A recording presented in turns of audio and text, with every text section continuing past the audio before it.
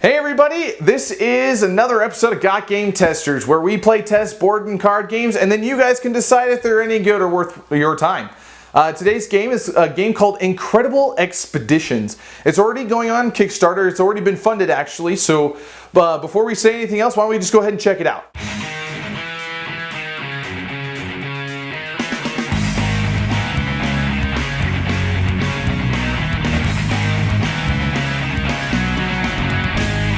Incredible Expeditions is an incredibly deep game.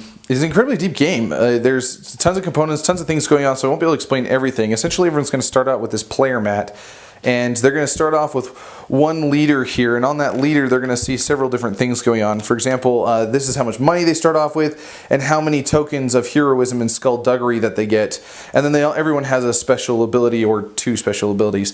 Down here below, they're going to start building a crew of up to 6 crewmen, and it would be wise of you to actually fill up all 6 spaces in order to win the game.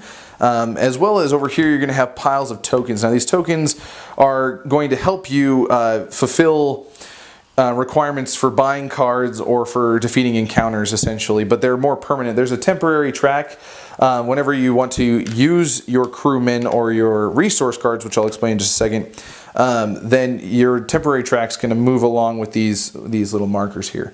So what do you do on your turn? Well, you have 2 different options. You can either rest or you can explore.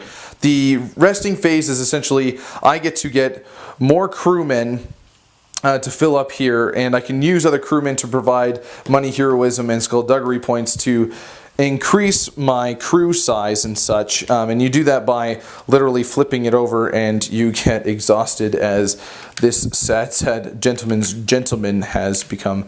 Anyway, so you flip them over and you can use them either for their special ability or for those stats.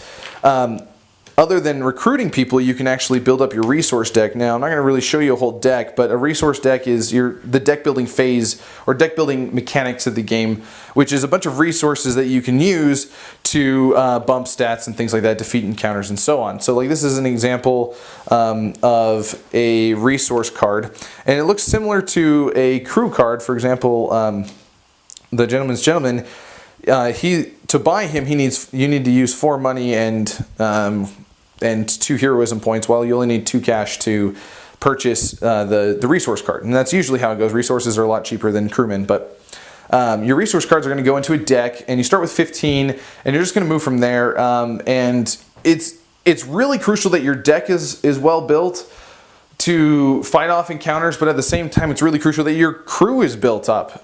So it's kind of a give and take situation. So that's resting, is you get to flip over exhausted characters back to unexhausted states, as well as you can purchase more crew or more resources. That's the rest phase. Then the next phase is up here, which is exploration. You can go on your incredible adventures, and when you move across, you're going to move and you're going to flip over these tiles as you move across the board to find out what's underneath.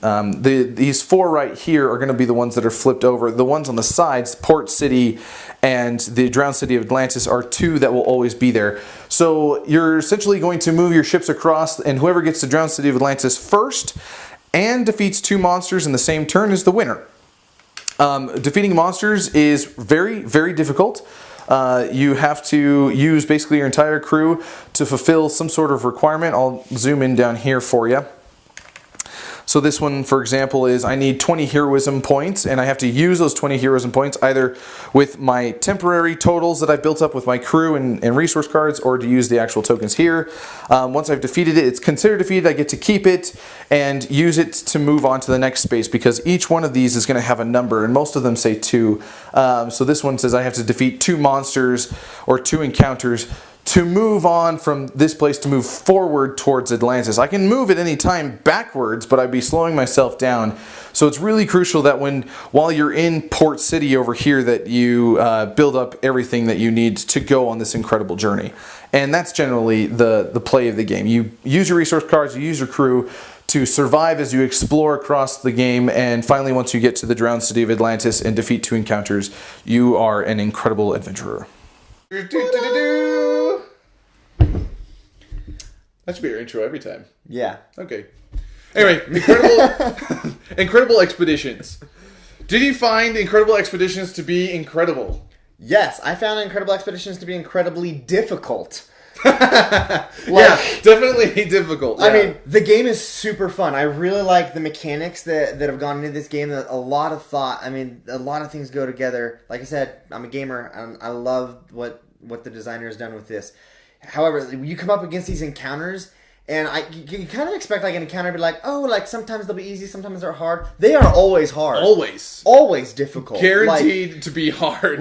Requires a lot of strategy to overcome that. I mean, so I love the difficulty of the game because that's good. It definitely you get a sense of accomplishment when something has happened. Like when you get a victory. Like your victories feel like victories. Yeah, okay. I'll take that. I kind of feel it's anticlimactic though. I'm going to have to say that because because here you are like building up your crew. Mm-hmm. And then you're building to fight this monster, okay? And then you go discover a new location, and then you take your first punch because it gives you a curse, for example. Yeah. And then you flip over the card and it says, before you even fight this guy, you have to take another curse, or you have to discard your hand or something. Or and so you take another punch to the face. But then you're just like, okay, now how do I defeat this? I've got 10 and 18, 10 heroism points and 18 skullduggery. Flip. Okay, I did it. And it was just kind of it wasn't yeah, I did it, I mean, there was a couple times where it came, really close. Yeah. But I never feel like it ever, it's fine. It's a fine mechanic. I'm going to say it's fine. It doesn't kill the game at all, okay? I like the fact that you have to balance the two, the heroism and the skullduggery points. I like the fact that you have the money as a different, different skill as well. Never throw away your bribery card. Oh my gosh. Yeah, we learned the hard way or the long way. It took us forever to realize how good that card is. But anyway, so deck builder. I mean, are you tired of the deck building thing? I personally love deck building games. Okay, I loved, and then did it satisfy your deck building needs? It did satisfy my deck building needs because a lot of deck building games kind of become anticlimactic, where you build this deck and I've got these awesome things that I want to use, and then you don't get to use them. But this one, I get to build my deck and then I get to use them to overcome these encounters, and so I felt like it gave a purpose to my deck building. Okay, yeah, I mean, I think it was well incorporated into the game. It was fine. I'm more of a deck thinner, so I don't like to have as much stuff. I like to have my own stuff in there, the things that I really like. Yes. But, so I was able to do that. If I wanted to have a thin deck, that's fine. If you didn't mind having tons of cards in your deck, you can have that too. If you didn't want to spend your time or your money on your deck, that was another option. I mean, I think, because if you wanted to focus more on crew, that was an option. Yeah, there were definitely a variety of different strategies you could go. That's true. You could have, you could stock up on tokens. You could have people that refreshed constantly. Yeah. I do have to say, the turn orders kind of took a long time. It does. That's probably the biggest complaint that I have about this. And there's not as much player interaction as I would like, because it's kind of like me and my stuff. I mean, unless I want to screw with somebody, it's more like a jerk screwing. It's not like my ship battles your ship. Which, by the way, awesome. It would be awesome. Not to mention that, but I would love to have ship capabilities, upgrades to my own ship. Yeah. Instead of just that, you know what I mean? The fact that I build my crew is cool. Yes. The fact that I have to build my resources is cool, but I don't ever talk about my ship, which is what we're on. Expansion pack. Yeah. There you go. Work on that. Because that'd be sick. Actually, it's already funded on Kickstarter. They're still doing the Kickstarter, still going, so go fund it if you think the game's cool. But it's already...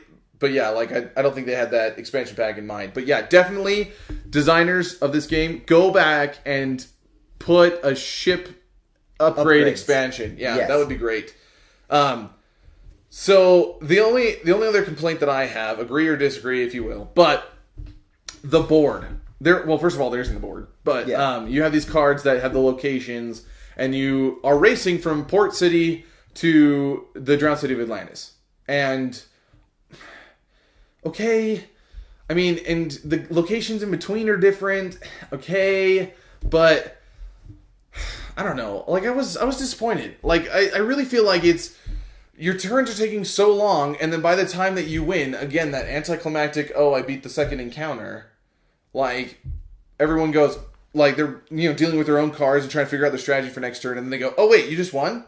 Oh, okay. I mean, yeah. Did you feel that way? That happened every game we played. Like that reaction right there at the end of the game. It was I was so focused on my own stuff. Like you won both times that I played with you, and it's like, oh, okay. Well, I guess I'm done now. I kind of feel like maybe they should have done like a point system. You know, like when you're ready to be done, or after so many turns, like everyone gets an equal number of turns. Then they could have. That would have been much more climactic. Is like. Yeah.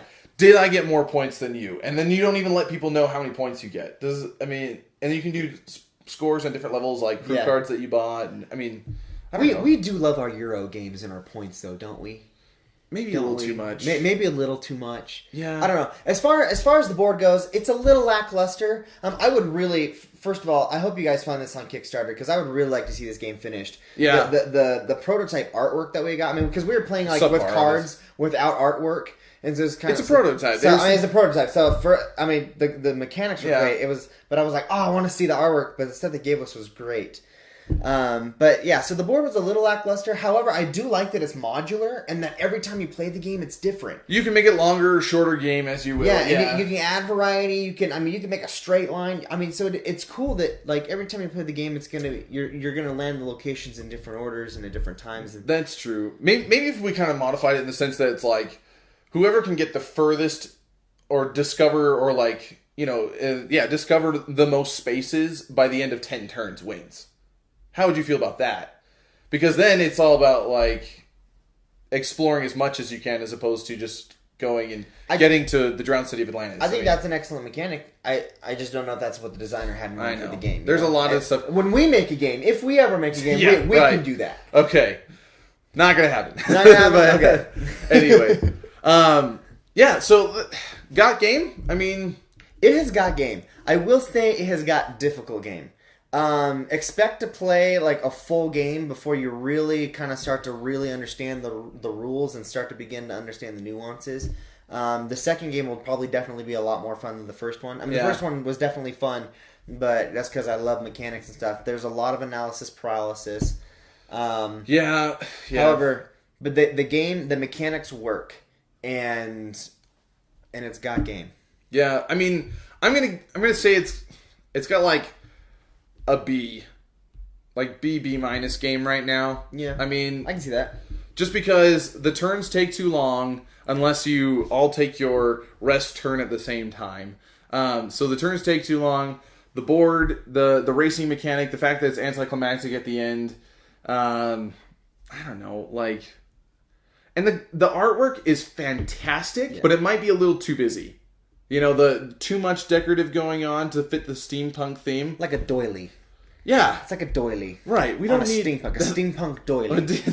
You have your steampunk and then you put a doily on top. If you remove that doily worth, we'll bump it up a few notches after that. No, yeah. So just fix those mechanics. Make it move faster somehow, and it'll be an A-list game, no problem. Yeah. That's it. Little more, player interaction. I want to... A little bit... Oh, yeah, I want to do something besides stick it to my friend. You know? Right. Or ship battles. That would be cool. Right. Take them out if they're on the same location. Expansion! That's all we're good for. Coming up with expansion ideas. With the upgrade. Yeah. Know? Ship upgrades, fight each other. Done. Awesome. That was Incredible Expeditions for you. Hopefully it was incredibly... expeditious of an explanation. No, that's really bad puns. Don't even worry. I shouldn't say that kind of stuff. Anyway, so that was the game. Hopefully you liked it. If you like that kind of style, a little bit of deck building. It's light on the deck building. If you like the steampunk genre, they're trying to come out with really nice components. It's super nice artwork. So go ahead and check it out on Kickstarter. You can also go to our webpage at GotGameTesters.com and you can find it there under our Show Off page. Show Off being our new page that we do where we show off games before or during their actual launches, either they coming out from a publisher or going on to a crowdfunding platform such as Kickstarter, Indiegogo. Anyway, guys, thank you for watching. We'll see you next time on GotGameTesters.